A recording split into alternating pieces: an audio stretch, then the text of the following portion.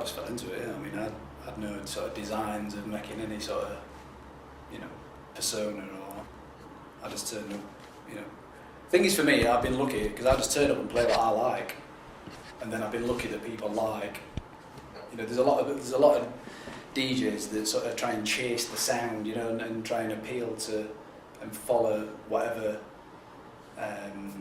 whatever's new. I mean, there's some like one week they're playing hardstyle, next week they're playing funky house, then they're back to hard house, and it's not like there's people like Rob Tessera who can get away with that, but there's some people that they're not playing bits of everything. They're in one sound, but they're not going out of favour. So let's move on to something else.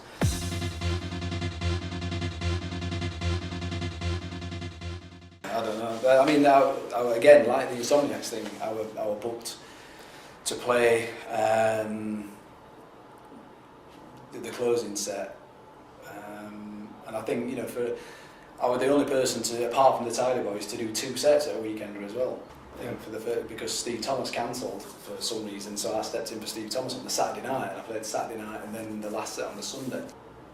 I was just lucky, like getting the last set in Insomniacs to get the last set. They talk about Kick It being the last set. Even the first weekender, Kick It wasn't the last track, because I played Kick It and then it was one more. So there actually another track came on after that, but Kick It's the one they remembered.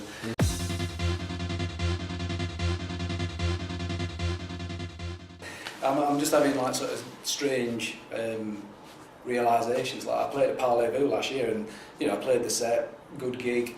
Thing is with Parlez-Vous, you can the people, the decks are in, the closest person's like there. Like you just don't everyone to brush their teeth because they're that close to you.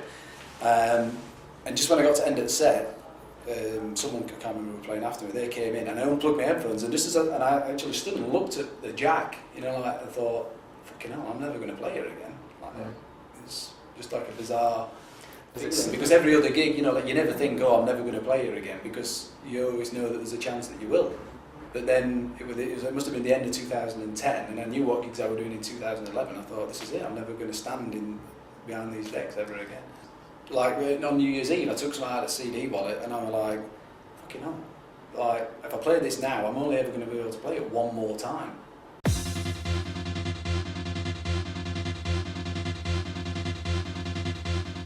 No, I think anyone that's sort of seen me, I think I am enjoying myself when I DJ.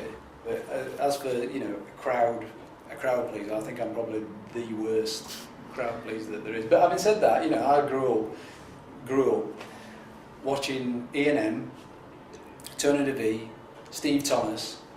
These guys never even looked up from the records, or barely. I mean, E&M definitely not. He used to just have his head down all the time. But it was just about the music. And then, in the early 2000s, and this is, partly down to Tidy Boys and people like that, it all started to become a bit more of a circus act, if you like, like the jumping around. And I just used to think, what the, it's not, that's not me. And people come, oh, smile more. I mean, smile more. You're like a retard if you stood there for 2 hours with a cheesy grin on your face, do you know what I mean? Especially like the stuff that I play, it's not smiley music, it's... Having said that, if I look at someone, especially like when you're in that mix and it's just like, when you're looking at someone, you can see, I'll have a little smile to myself, or if I see someone, and I'm not a mardy arse, I just don't see the point in being, like standing there with a big cheesy grin on your face. It just seems ridiculous.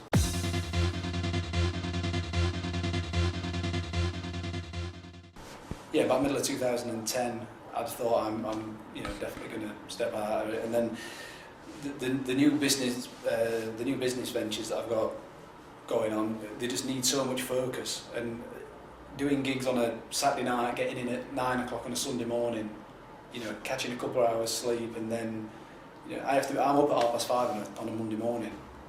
I'm up at 5:30 most mornings, and doing a gig at the weekend, it just kills you.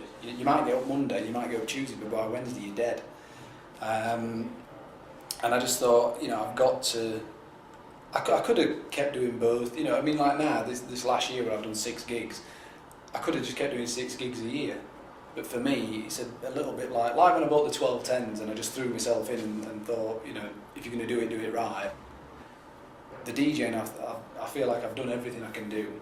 There's nothing new is going to come up, and the new things that I've got going off, there is a lot to do. So by just stepping away from DJing completely, it's a few things really. I'm retired, not at the top, but to certain people, you know, like people that are into Paul Glazby, I must still be in top 5 DJs to those guys.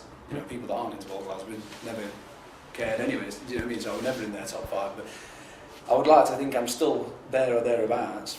Whereas if I dragged it out another 2 or 3 years and then said I'm retiring, if everyone won, well, so what? Can you imagine what that would be like? You know, like now I've got people on Facebook, you know, asking me not to retire, and every time I'm doing a gig somewhere, people, why are you retiring? If you said you're retiring, no one gives a shit. But at least this way, I'm sort of going out on my terms. Or the other thing is that it just gets to the point where, you know, you're just not getting any inquiries, and you don't quit, you just have to stop because no one wants you anymore. That again would be, you know, a bad way to go. So this way, do a big gig to finish, and, you know, leave people wanting more. The fact that they're never going to get it, but at least they would like it. So there's that, and then it also forces me into really making a success of the new stuff. So it's, you know, it's just in with both feet really.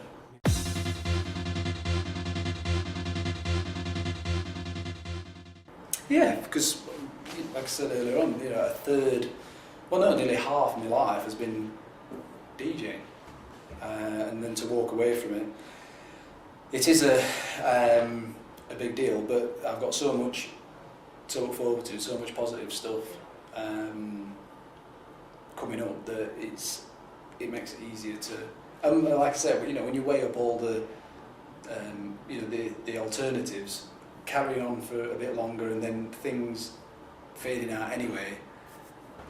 Whichever way you cut it, within a couple of years I'm not going to be around with the DJing, and this way it just does it in a more positive way, I think, for everybody. I mean, people are saying don't stop, you know, but at least when we do the gig at Storm, you know, when we get a good turnout, then it'll be one thing, you know. And I've never done a 10-hour set. I've always wanted to do a 10-hour set, and that's why I said to Jimmy, let's do it for this last one, because the last chance, literally the last chance I've got, it'll be a big deal. I've done 6-hour sets and 8-hour sets, but never a 10, so it's just ticking a lot of boxes, I think.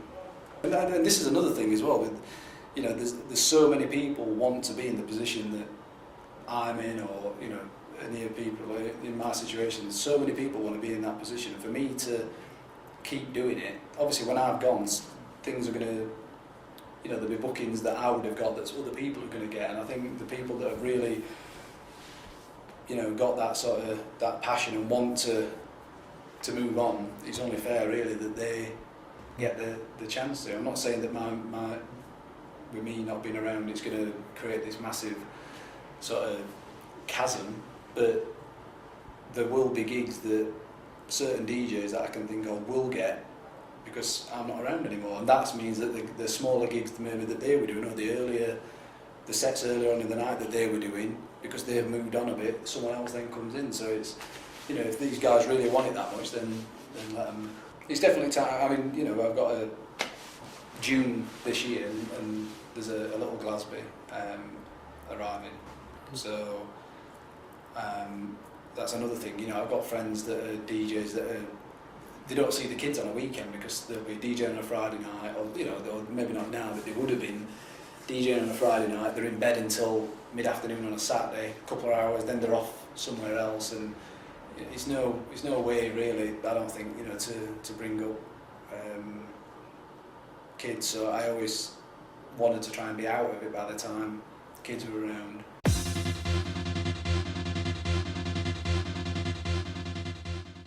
Yeah, I mean, the big thing is, like I said before, Ben Stevens, Adam M, they don't piss me off, but it's these people, Roddy Style, Paul Maddox, these people that put so much, I mean, literally like genius people that put so much into the scene.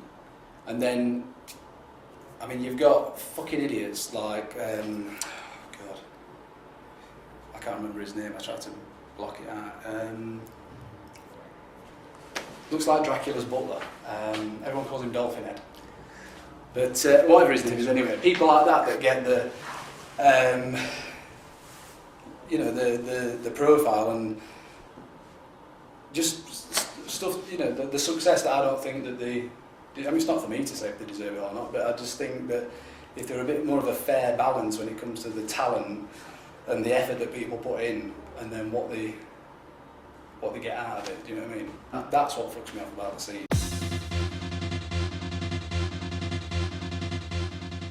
In that club, and when it's going off, it's fucking one of the best. As a DJ, it's one of the best places in the world. And I know some months, you know, aren't as good as others, but overall, for me, it's still the best club in UK, which probably means for hard house, it's the best club in the world.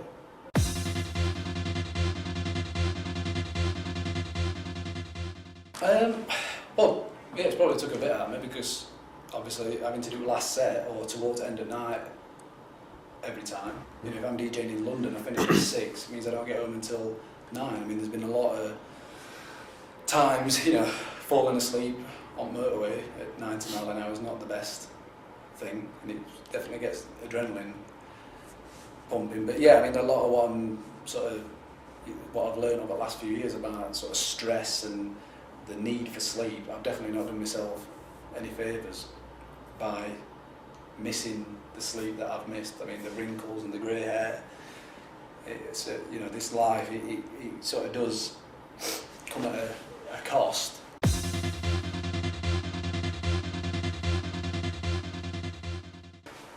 Like, thanks to everybody, really, for everything. Yeah, I mean, just coming to gigs, being into tracks, even you pirates that were file sharing back in the day, you still got the word out. But yeah, I mean, it's just amazing, really. To, like I said, my dad still can't get his head around the fact that when I first started DJing, you know, he thought I was doing like weddings and birthdays, you know, and my auntie would say, well, don't you have to load all your car up with lights? And I'm like, no, you don't get it. I said, it's a club and there's a DJ on and I'll come and, you know, I'll mix into their last track and another DJ will mix into me. And that. But you finish at 6 o'clock in the morning, you know. But when you actually think about it, it's fucked up, really. But standing there and playing what was records and now CDs, just standing there and the, you know, 5,000 friends on Facebook. I go to like fitness conventions now, and these people, you know, they're talking about building up your Facebook, your social network to, you know, when you get to 1,000 people, or you get to, and I'm sat there thinking, well, been there, done that. But all these people that, you know, they want to be associated with. Or you go to a different country, you go to the other side of the world, Australia, New Zealand, and people come up and speak to you like they know you. That, you know what I mean, it is amazing. The careers that we've had out of this industry, it is amazing. But it's only, you know, because the guys that are sort of stomping at these clubs every month, every week, whatever it might be, that got into the sound for the same reasons that I got into the sound, just because it was something that appealed to them. You know, like some people might hate hard house and love drum and bass, or, you know, I don't know what it is that makes people switch on to a particular sound, but something does. And, you know, for me, I've just been lucky to be able to turn up, play a set of what I want to play, and then people have enjoyed it.